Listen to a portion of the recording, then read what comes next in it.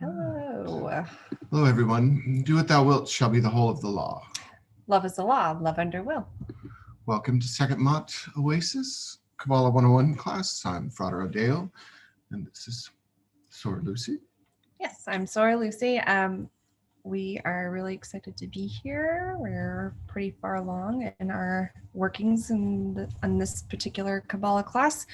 If you have seen all of our other classes and like it, please give us a like on this video so we can share it with others. And if you are not a dues paying member of Sekhet-Maat, a suggested donation of $10 for these events would be gladly appreciated, but it is not required. So hopefully you enjoy it. And if you do, like, and if you want more, subscribe, and off to do. All right, another disclaimer. I don't claim to be a scholar in any fashion or form. I am just a student on the path, and I spend a little time looking up some correspondences, and then we share those correspondences and share them with you. My pronunciation is not perfect, and there's argument to say that, you know, that's a tough one to say who's right and who's wrong on that aspect anyways. Some of the correspondences that I give out might be different than the correspondences that you know.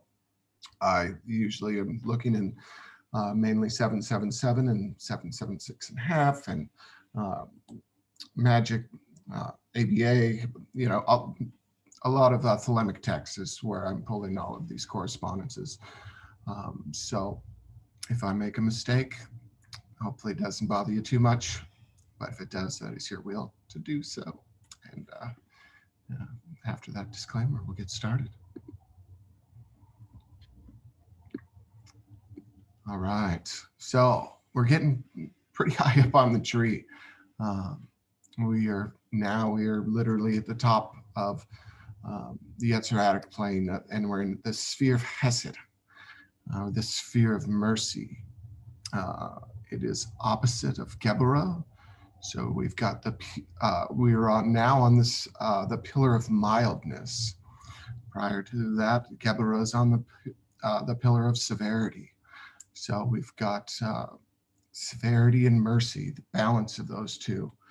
We've got wisdom above and desire below. And then the mediating intelligence of Tiferet, tying all those together. But today we're talking about Chesed and the sphere of Jupiter. So when it is, you may have referenced that when you're doing your Kabbalistic cross. Vegedula is a direct correspondent to the pillar of mercy, and that is represented on this tree as the blue sphere on the right of the screen, which would actually be on the left of your body because you back into it whenever you're doing a Kabbalistic cross. The spheres are, you basically back into the tree when you're doing it. So the right ends up being on the left, but I'll move on. Let's see. Another word for Gedula is majesty, magnitude, greatness. Another meaning would be benevolence, mercy. It is known as the overflowing or the receiving consciousness. From it, all spiritual powers and subtle emanations that emanate from one to the other by the power of the primordial emanator. And that was the Westcott and Eshelman version, and Kaplan is the more scholarly rabbinical translation is called the settled consciousness. It is called this because all the spiritual powers emanate from it at the most ethereal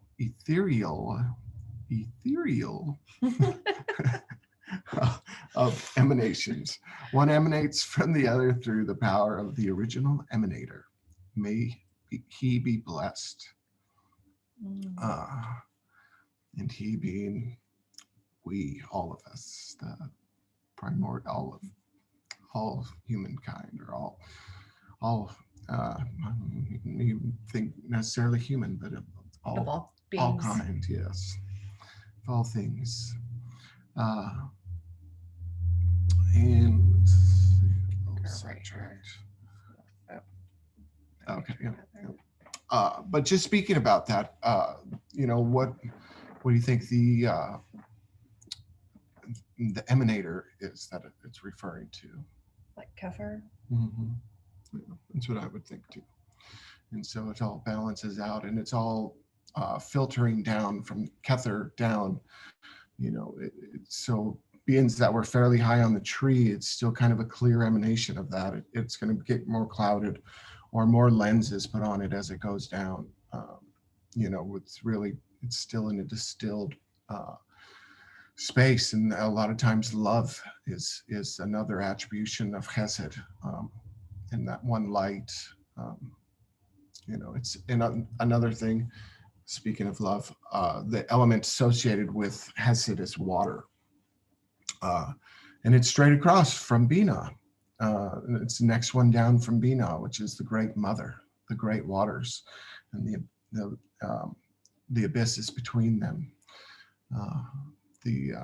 And Doth, the Sephira. It's not a Sephira. So, but love is strongly associated with water, and the fact that water contains and embraces. Water is very supportive. Just thinking of it, even in like a physics type of notion, you don't. If something has air, it's going to float. It's going to have buoyancy. That water is actually pushing up against. It doesn't want to let you come down. It's going to push you up and hold you and support you. So it's actually a really good thing to meditate on how the properties of water actually correlate with the ideas of love and the ideas of what water can do. Water can be extremely destructive as well. Water can clear a hell of a path. Just ask the Grand Canyon. So there's both love and strength, both in the element of water, and clearly shown in the physical world as well as within us. Let's see, it's the sphere of Jupiter. So Jupiter is the sneaky one that finally got busted loose from Saturn. Saturn used to eat all the babies in Greek mythology, would never wanted to have any offspring, so he'd take little hors d'oeuvres. Well, there's a story where he was tricked with a rock. Somehow maybe the kids didn't taste good at the time, and wouldn't know the difference between a rock and a baby, but apparently it was tricky maneuvering, and then you got Jove and came out, and then the rest of the tree was able to kind of come out, and the children of the planets came from Saturn. And, gotta be sneaky and sneak by. So interesting place for Jupiter, the first child that came from Saturn. Happy Mother's Day, by the way. Yeah, happy Mother's Day indeed out there. It is Mother's Day, and and I'm sure Mother had a big part of that sneaking the babe through, and making sure there's life on the other end of it. So thank you to all the mothers, and it's an honor, and it is a very respectful thing to be a mother and to bring life into this world. Another strong element of water. So, yes. Dan, just a thought here is you also have the chariot on that side. Mm-hmm. Yeah, between. And in the thought deck, it's explicitly carrying the Holy Grail across the abyss. But in that grail, you have blood and water, and it is the formula of the Catholic Mass. It is the formula of the chariot, and it is also, like the exact same thing that comes out of a woman when a baby is born. Just a point to consider. Thanks, Thomas. Yeah, and the chariot would be leaving Bina, going to Qabalah, and it's also that field, or that it gives a container of experience And it gives something for that force to be able to work through, and it hits. It goes from that force into the power sphere. And what happens is when that happens, you have to have a container for that, and that's what Kether does for us. So that is. Thank you for pointing that out. So we've got just speaking of the color scales for Chesed, we've got a deep violet for the king's scale. For the queen's scale, we've got blue. For the prince scale, we've got deep purple, and the princess scale is deep azure flecked yellow. And the deep azure flecked yellow, you can think about the Tifereth rays shining in, and also the rays shining from above it. And you know, again, the reason I always bring up the color scales is if you want to design your own ritual or a working that you're going to start with Absolute and bring it down to Assiah. And one of the real easy ways to do that is through the power of color. Color has a color and vibration mixed with sound is very magical. The mystic number is 10.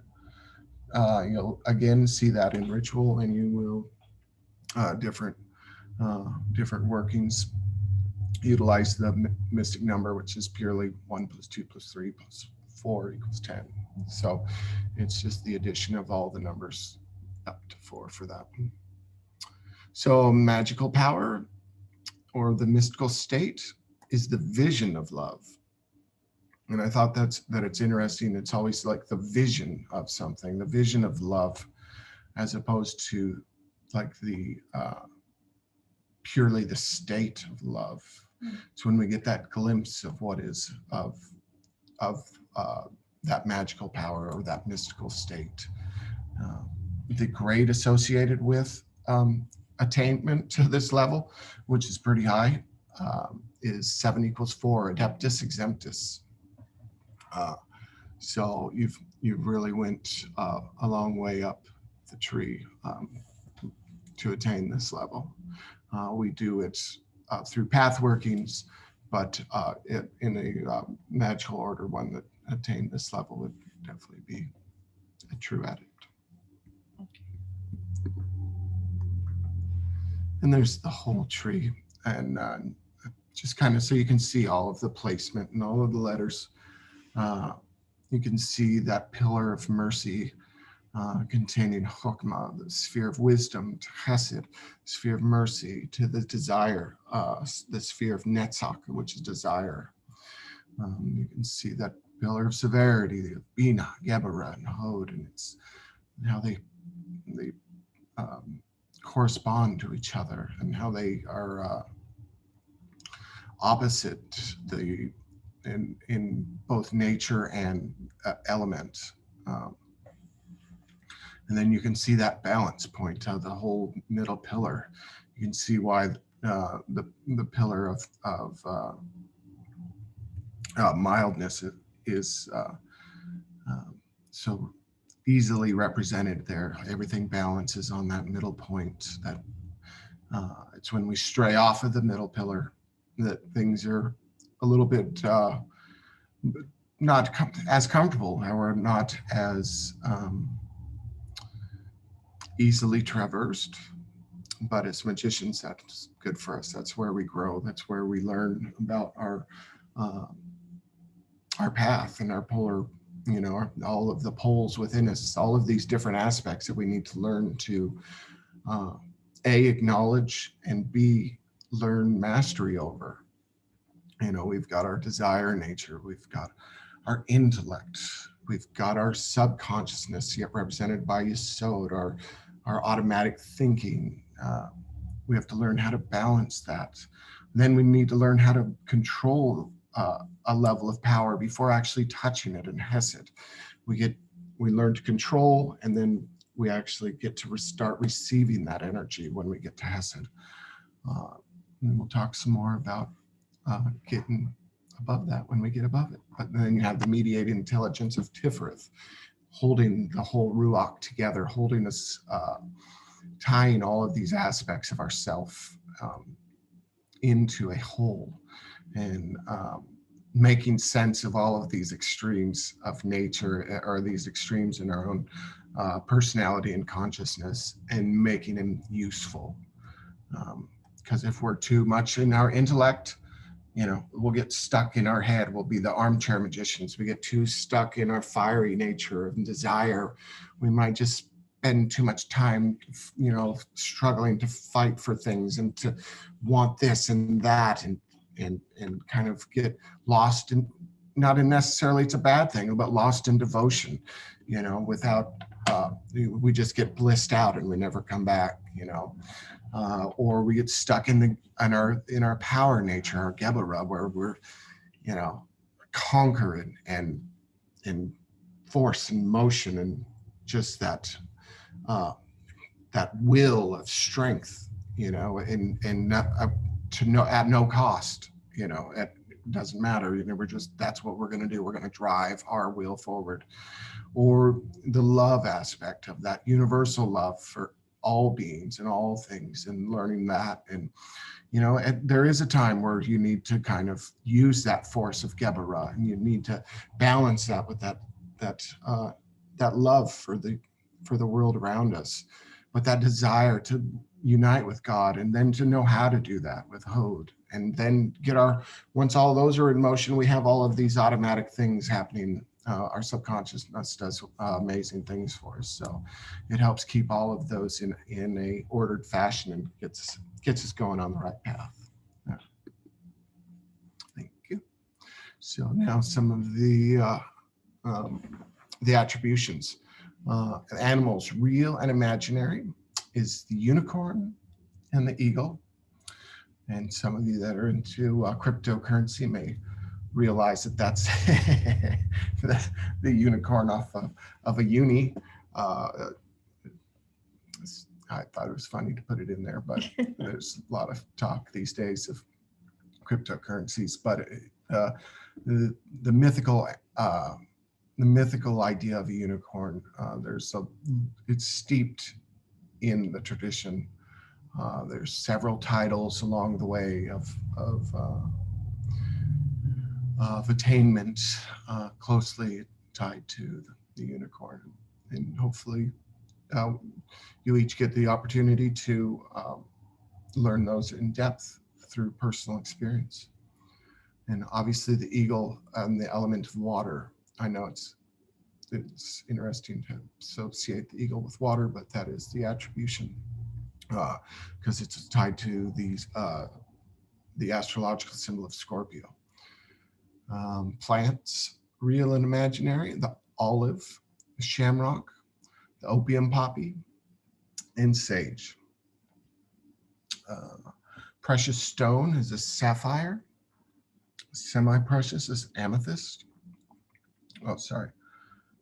Sapphire and amethyst are the precious. Semi-precious is lapis lazuli or lapis lazuli. The lineal figure is the tetrahedron, which is it's a fancy word for the pyramid. The cross, and Sagittarius, and Pisces. Okay, all right. Incense, we've got cedar, pine, gum, and juniper. Cedar's a nice smell, but juniper makes me itch just thinking of juniper trees or juniper bushes. They're kind of prickly, and I like how they smell. I like how they juniper. Really? Yeah.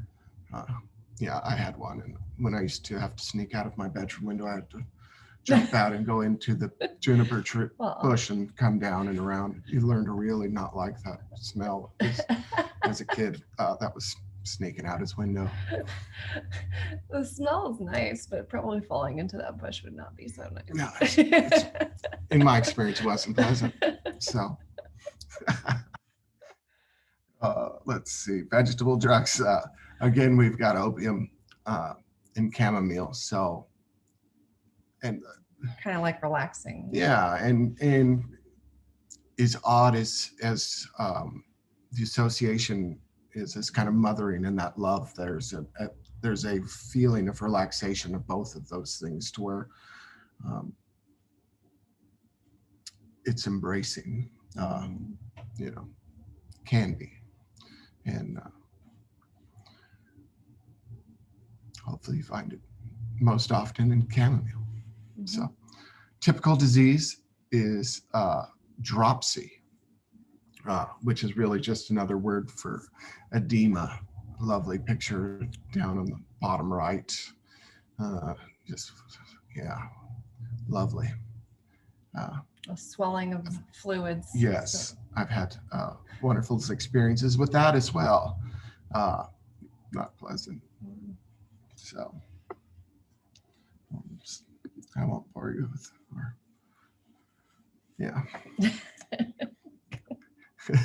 We've got some divine names in Assiah, which are Ale is the divine name. The archangel is Satkiel.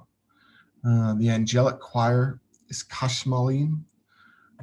Planetary angel is Sakiel. Planetary intelligence is Yophiel. Planetary spirit is Hismael. And the heaven of Assiah is Sadak. And again, the heaven of Assiah is really, that's Sadak is just for another way to say Jupiter as well. Let's see. All right, I think we're going to go into the pantheons next. So in the pantheons for Egyptian, we have Amun, Isis, Hathor. Hathor.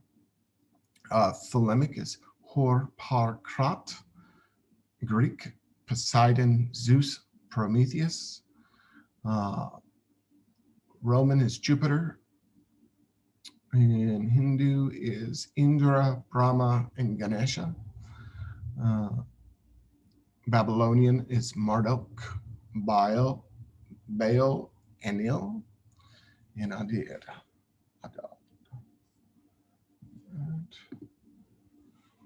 The magical image is of a mighty and crowned and enthroned king. His crown is more aurically on this one. Kind of, you could see it as the rays of his hair, or the rays coming out from behind. A lot of the throne and crown kings that we were able to, or that kept popping up that when we were looking for images, a lot of them had more Aries and a lot of more Emperor, and this should be more like Zeus and more jovial, obviously, for this image.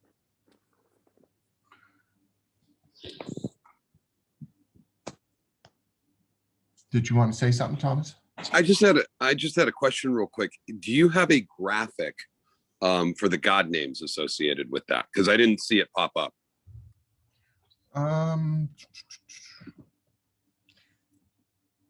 It was just, we have Prometheus and Ganesha next to the divine names on this slide. Oh yeah, we don't have a slide that shows all the gods of the gods and individually. No, that is correct. We do not. Most of the time I don't, because some of the Hindu gods and other gods, I don't know their exact representation and I don't want to misrepresent it. So I try and choose stuff that I definitely know I can piece together. Yeah. I think you misunderstood. I'm not asking for a graphic image. I'm actually asking for a graphic that contains the entire list. Oh, no, I don't have a graphic that contains the entire list, but I could put it in the chat for you. Maybe. Let me see. Can I highlight? I can. Okay. Thank you. All done. Technology. Love it. Okay. All right, moving on. Okay. We'll go to this. Oh, were we done with that? Yeah. Yep. Oh, wait, I didn't think you said the magical weapons. Oh, yes. And then the magical weapon would be the wand, the scepter, and the crook.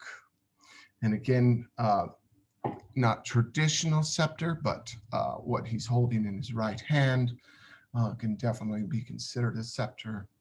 The crook is traditionally seen with when you see like Egyptian figures with the cane, looking with a And the candy whip. cane. What's that? With the whip and the and the Crook and the cane. flail is what it's would do with these. And some say that scepter is actually indicative or showing how that energetic route when we bring our kundalini up to the top and all the way through our pineal and back down. And so that's why it's shaped in that arena, is what some say. That's cool. Yeah. So this is tarot of Chesed itself, of the word Chesed. So Thomas already brought up the fact of the chariot, and we kind of talked a little bit about that. And so to understand words, it's a lot of times, especially Hebrew words, spell them out. So you've got that energy. The way I would kind of explain that is the container, that the field, or that field of experience that's represented by the chariot. And once you have that container, that magical, that alchemy that's occurring in the art card, that needs to be enclosed. And then when that is enclosed, one of the beautiful experiences, it can be through creativity and creative visualization. The Empress is said to be pregnant. And you can certainly see both aspects of male and female in the art card, and the chariot giving it that place for all of this to occur. There's a lot of different ways you can see. You can see most of that real particularly just in the art card itself. But just for your own understanding, learn to lay out the cards and learn to make up one-liners about what it means to you when you see them. Spend a little time with them. Meditate. Pick all three of them, or pick one during each day, and then put them together at the end of 3 days or the end of 4 days, whatever the correct length of letters in the word that you're spelling are, or do them all at once. I like doing them all at once. I like looking at them and getting that first impression, or that first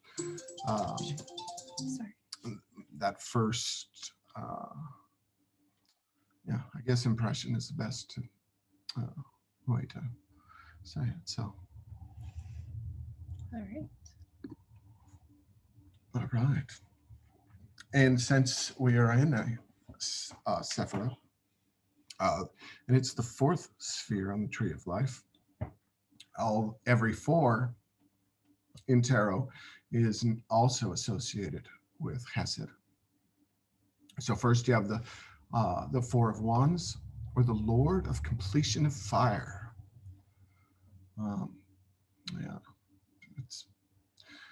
It's like all these intersections on the wheel. On a spirit wheel, no less, as well. We can read things about it, but I think we're just gonna do the little blurb. Yeah. Okay.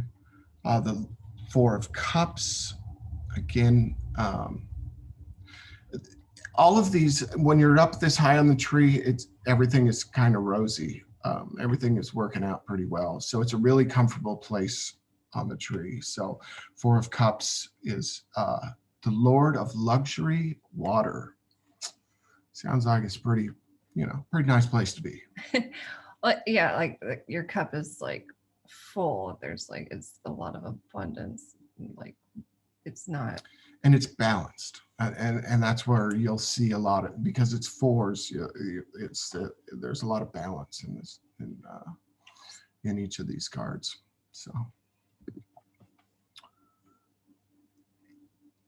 And swords are sometimes a little bit more of a,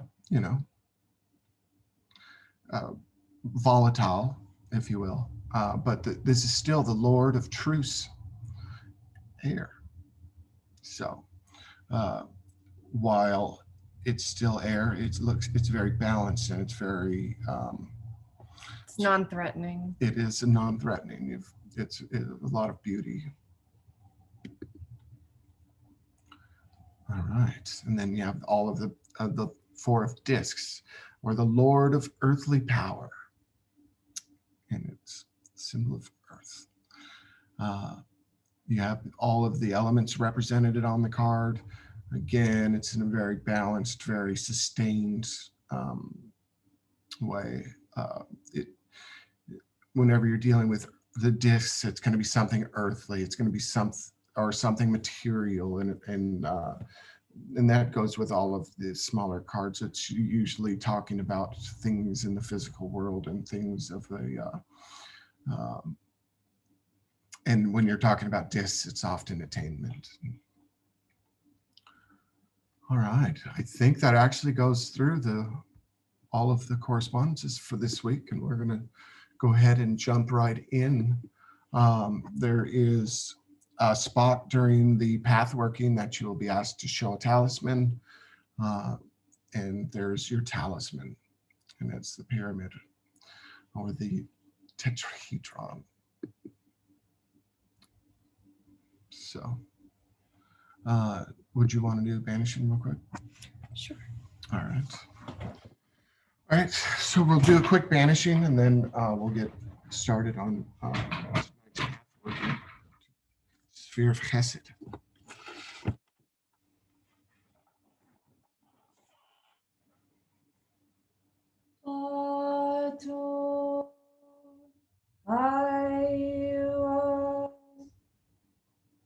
Melkut Vegebura Vegedula Liolam Amen.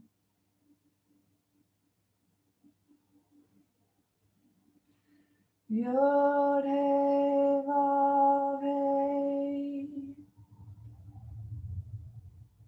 He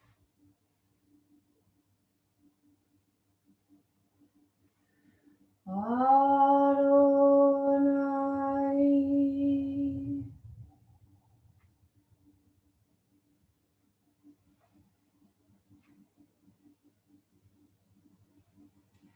He Adonai Yea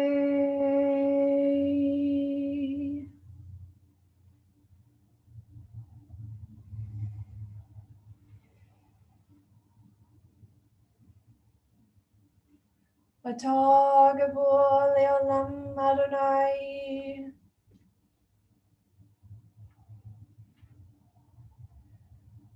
before me. Raphael behind me. Gabriel my right hand. Mikael at my left hand.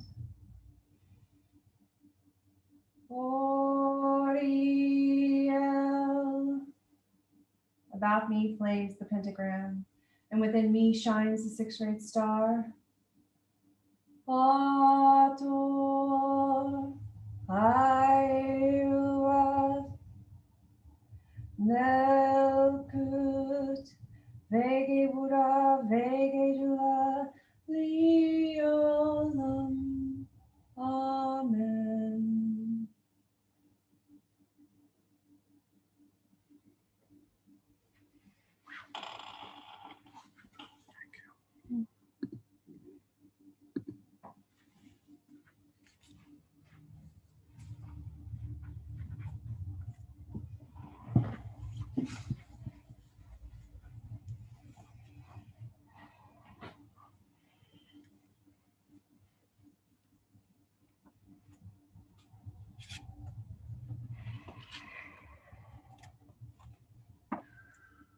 All right, begin by taking a deep breath in and letting it out with a sigh. Another one. And one more.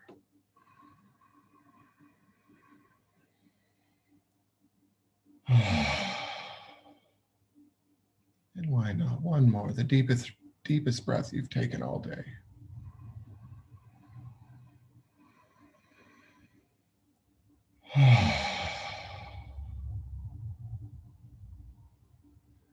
Now we're going to begin what's called a fourfold breathing. We're going to breathe in to a count of 4. We're going to hold that breath for a count of 4. We're going to exhale for a count of 4. And then we're going to keep our lungs empty for a count of 4. And then we'll start over. And we'll keep doing that. And I'll do the counting for us and just breathe in and hold and exhale and stay empty. All right, here we go. Breathe in to a count of 4. Hold for a count of 4. Exhale for a count of 4. Stay empty for a count of 4. Inhale for a count of 4.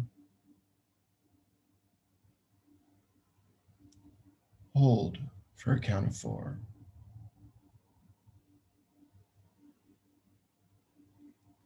Exhale for a count of 4.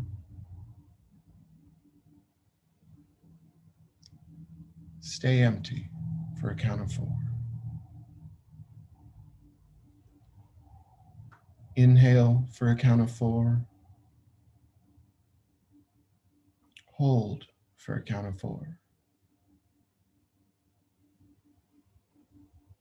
Exhale for a count of 4.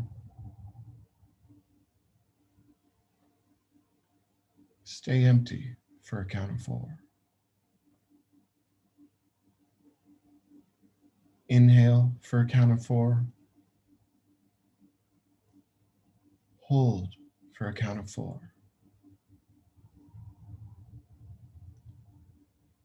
Exhale for a count of 4. Stay empty for a count of 4. Inhale for a count of 4. Hold for a count of 4. Exhale for a count of 4. Stay empty for a count of 4. Inhale for a count of 4. Hold for a count of 4.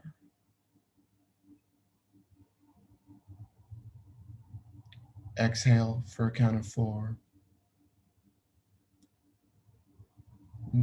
Stay empty for a count of 4. Now allow your breath to become natural. No longer worried about the count. Still focusing on the breath. Watch the breath go in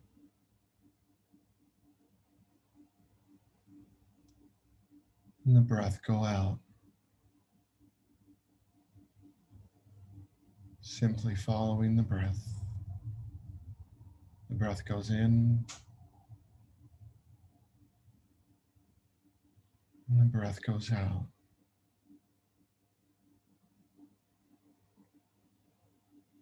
The breath goes in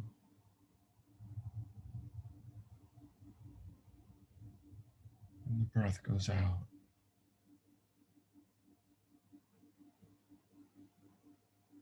The breath goes in and the breath goes out. Anytime you lose focus, focus on the breath. Let the breath be your anchor. When your mind wanders, bring it back. Spend a minute or two doing this on your own.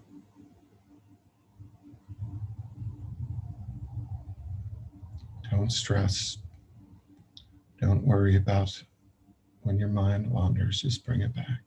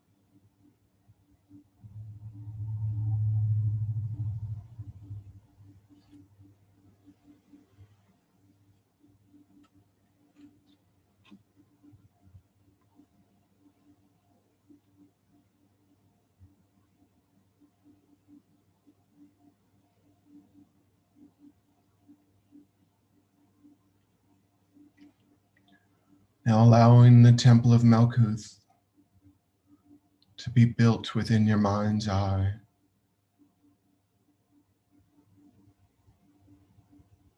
You've been here many times before.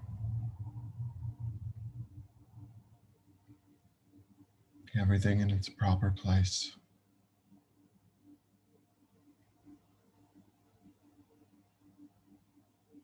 Once inside, vibrating the divine name, Adonai Hararet,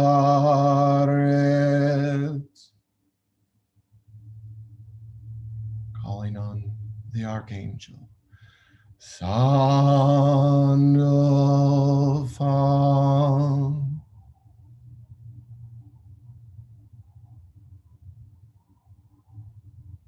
Quickly, you're guided up the 30-second path to Yesod. Once inside the temple of Yesod, the divine name, Shaddai El Chai, and the archangel, Gabriel.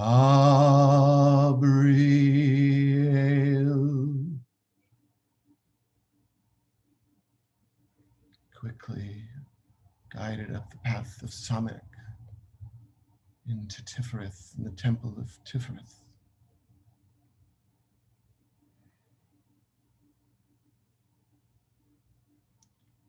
Yod He Vav He Elov Vadah, and the archangel Raphael.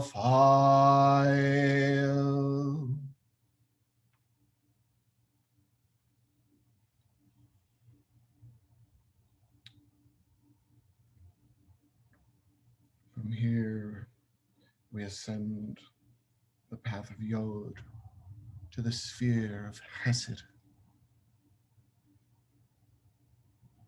Find yourself standing at the end of a path, facing the door to the astral temple of Chesed. A large blue door is before you. Carved into this door is the Hebrew letter Heth, painted in orange. Giving the projection sign, you step through the door into Chesed. Once inside, you give the sign of silence.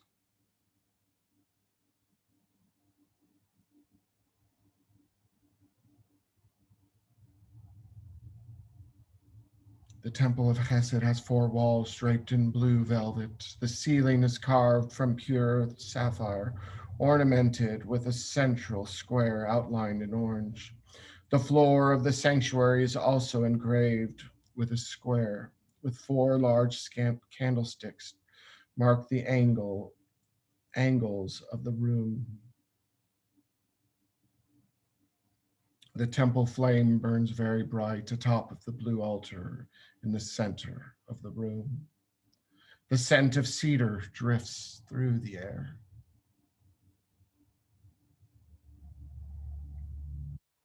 Announcing your presence, you call forth the inhabitants of this Sephira,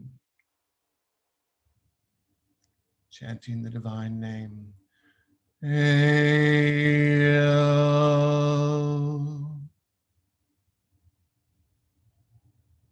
And the archangel, Zarkiel. And here we call upon the order of angels, Chasmalim.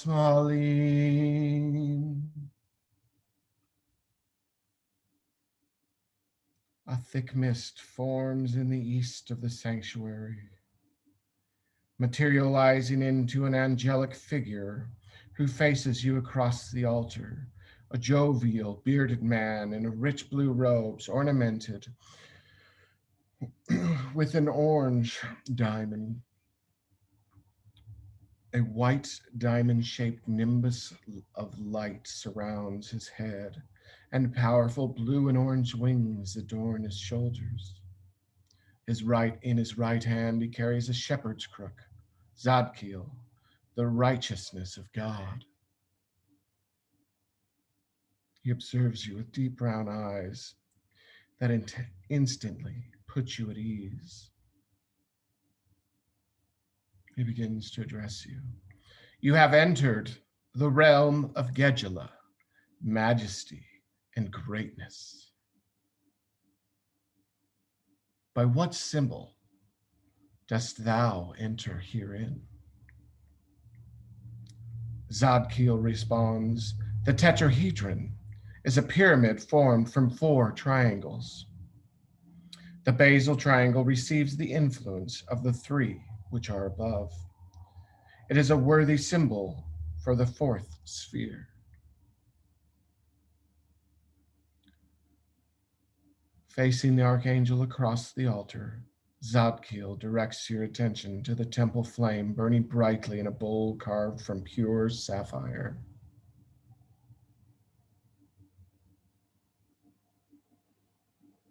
The flame flares suddenly, and the room around you becomes translucent. It fades from view. It is replaced by a swirling mass of blue clouds. Against this backdrop, an image comes into view, a point of light within the circle of light. The points move and trace a horizontal line. Then the point of light returns to the middle of the line and traces another line vertical to the first, forming a cross. Next, the horizontal line of light moves first upward, then downward, covering the cross and forming a flat square of light within the circle. You hear the voice of Zadkiel speaking to you. The motion of the point maketh a line, the cross, and the plane or square. So therefore, are the square and the cross but one symbol, deriving from the circle and the point.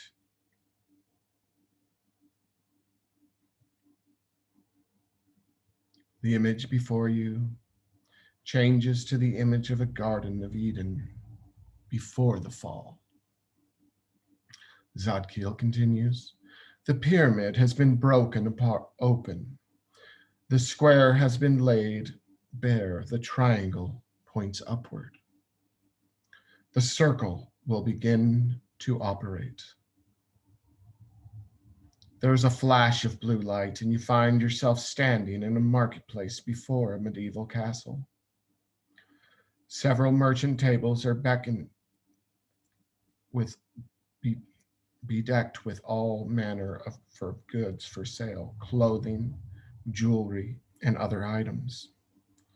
Other tables have been set up by farmers selling food, loaves of bread, meat, eggs, and vegetables.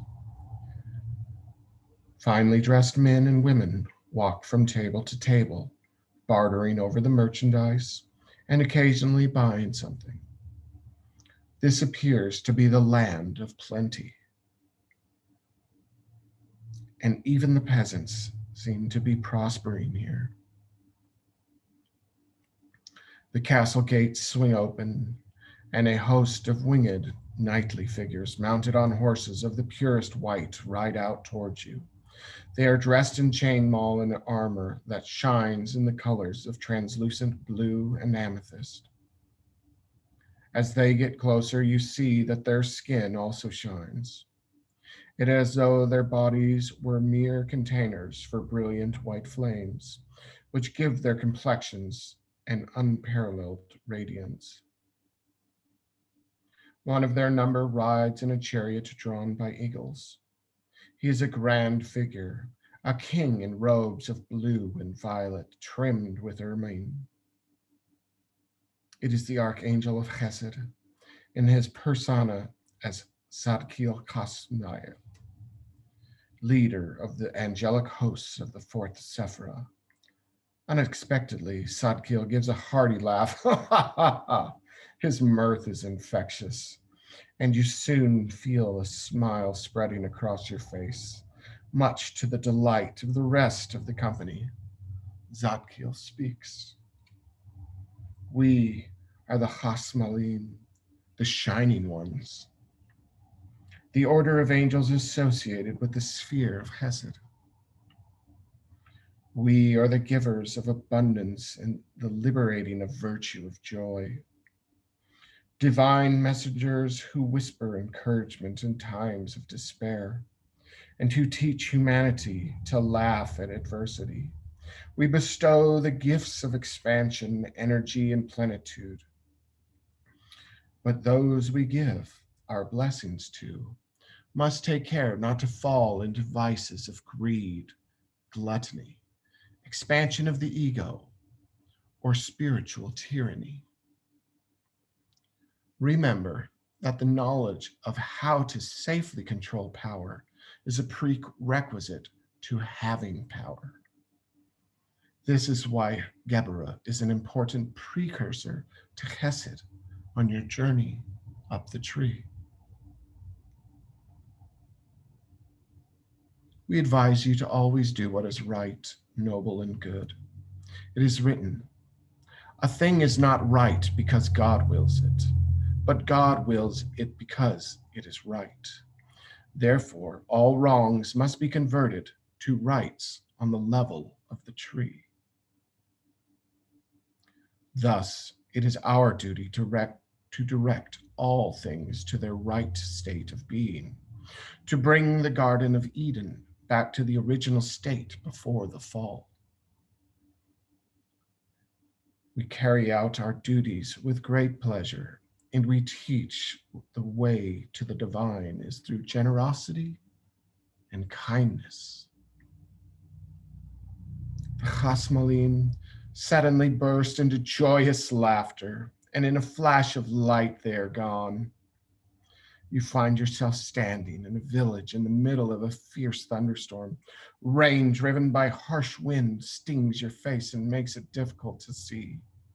You are soon soaked to the bone. Before you is a hill illuminated by a ring of fire around its summit. Drawing closer, you see the top of the hill is encircled by torches.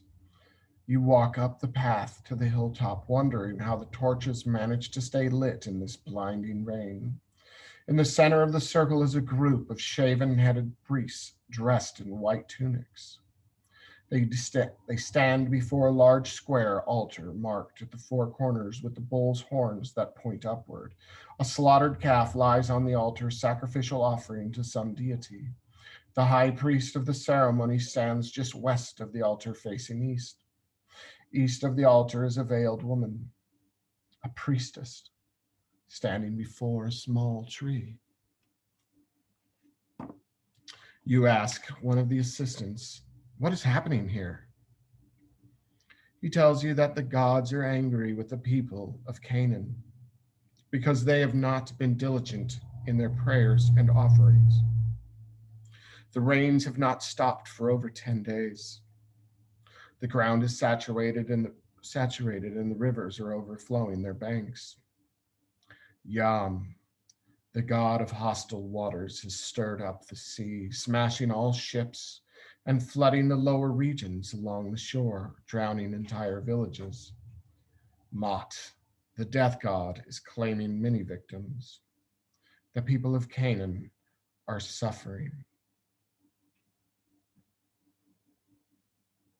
Therefore, the priests have come to this high place of worship to appeal to the high God for an end to this misery.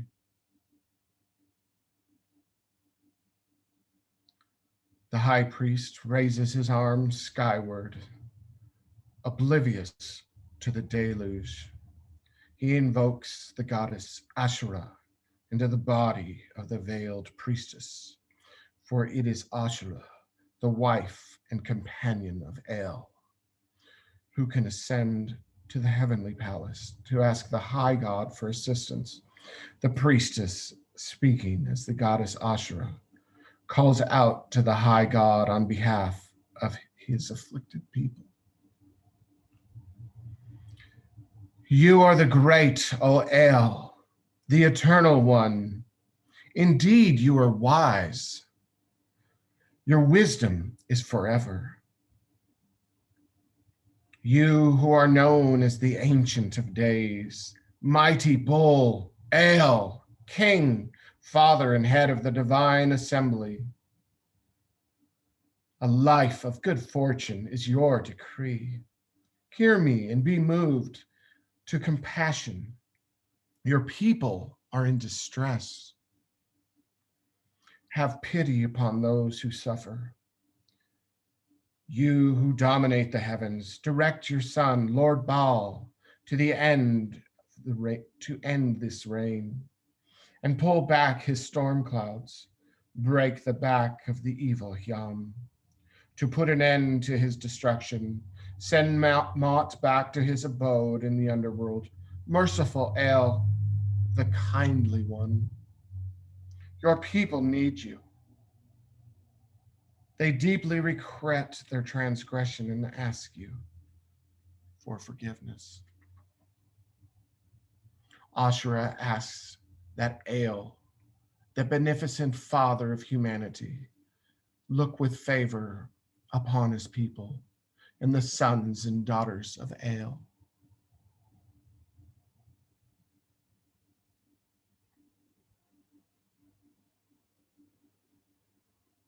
And you sit for a minute contemplating all of this.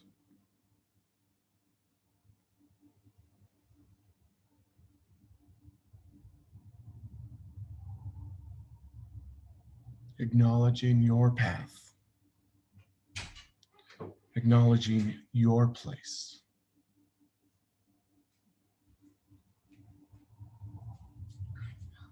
You don't need to beg for forgiveness.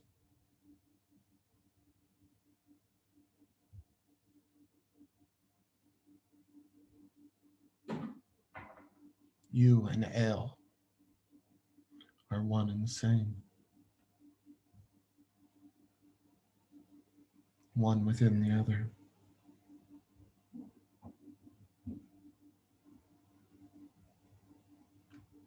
This you have learned along your path. But the high priest continues his prayer. You are the great, O El, the eternal one, the ageless one, who created us, Father of years. There is no other deity more noble and mightier than you. Mighty El, whose strength and steadfastness is like that of a bull. El, the kindly and benign. You are a merciful God, forever showing love to your children, those who are righteous and are dear to you. In the orbit of heaven and earth, you are the light. You are the creator of all the lands and inspired Lord of judgment. Among the elder gods, you are the one who is celebrated. The gods of heaven and earth are obedient to you. Compassionate El, God of mercy, you who are the Father of the oppressed and the lowly. Take your people to heart, bless us and forgive us our wrongs. Accept our remorse for having offended you. Direct your son, Lord Baal, to stop the endless rains. Put down Prince Yam and the hostile seas. You are the giver of good fortune. Favor your people now with kindness, mourn for our pain, and rejoice in our happiness.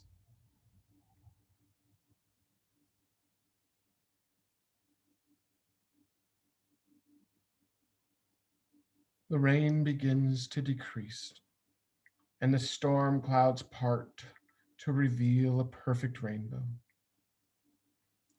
Several of the priests and their assistants fall to their knees and cry with tears of joy. Gazing up at the blue sky behind the rainbow, you see a vision of the high God of the Canaanites. The merciful God, El, gazes down at you. His long hair and beard are milky white, and his face is that of an old king, creased with age and wisdom. His gray eyes display both intelligence and tenderness. Ale is usually remote, governing cosmic order from afar, but he has been moved by the suffering of his people, for he is a friend to humanity.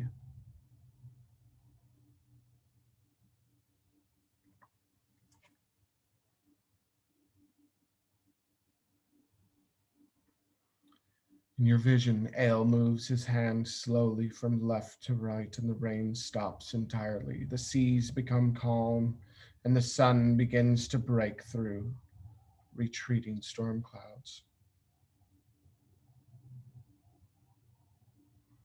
Suddenly, people begin coming out in droves from all directions, held captive in their own homes by the elements. The people of Canaan pour out of their houses to give thanks to the high God. They circle the hill with all manner of offerings to the God of mercy. Many are so jubilant that they begin to dance and break out in songs and praise. You have no doubt in the sincerity of their gratitude. And within you, that gratitude only blossoms and grows, and you begin to dance. Suddenly, filled with the joy, filled with the love,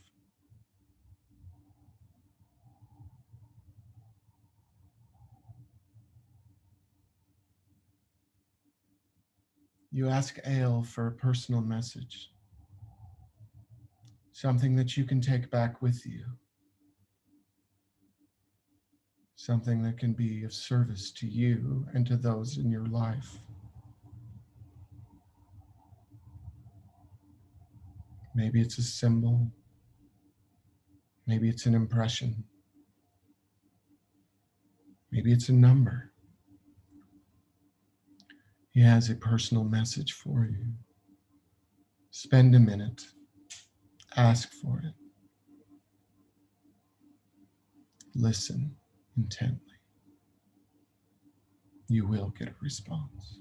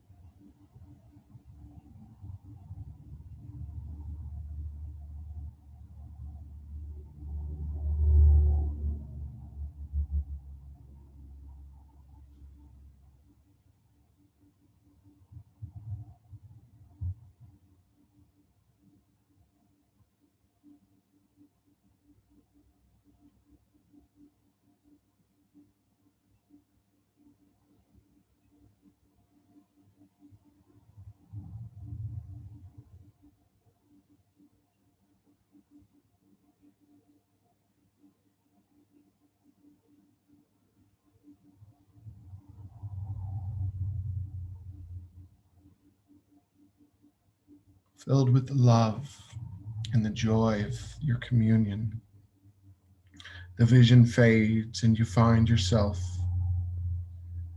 once again in the astral temple of Chesed, facing the archangel Sapkil. Across from the sapphire altar, the archangel puts his hand on your shoulder, and as he addresses you,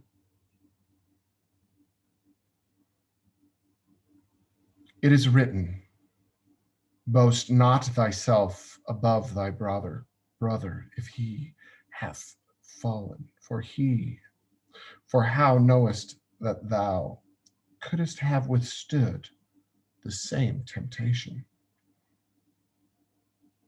Slander not, revile not. If thou canst praise, do not condemn. Be thou therefore merciful, even as thy Father who is in heaven is merciful.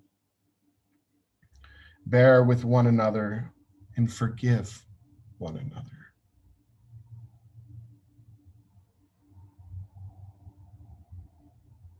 You thank the Archangel Zadkiel for his insights into the realm of Chesed, and you quickly descend the path of Yod to Tiferet, following the path of Samek to Yesod.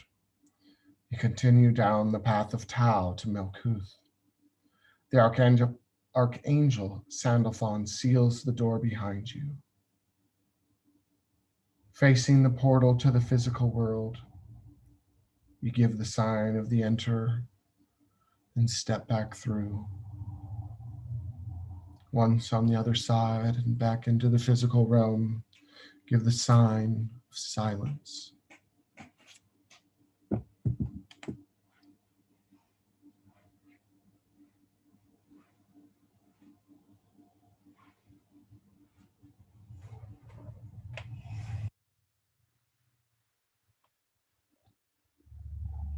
Do the modified quick version of the vanishing, which is Apopantos Kakadimonus.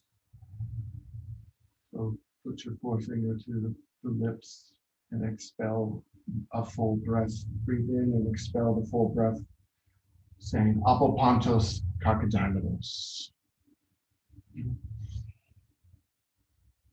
Apopantos Kakadimonus.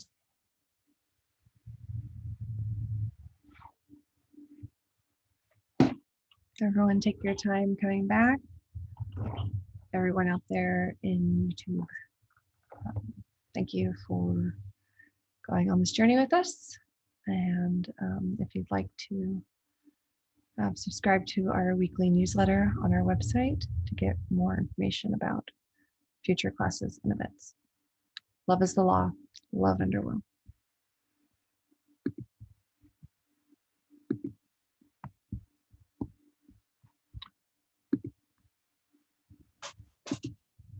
All right. Well, everybody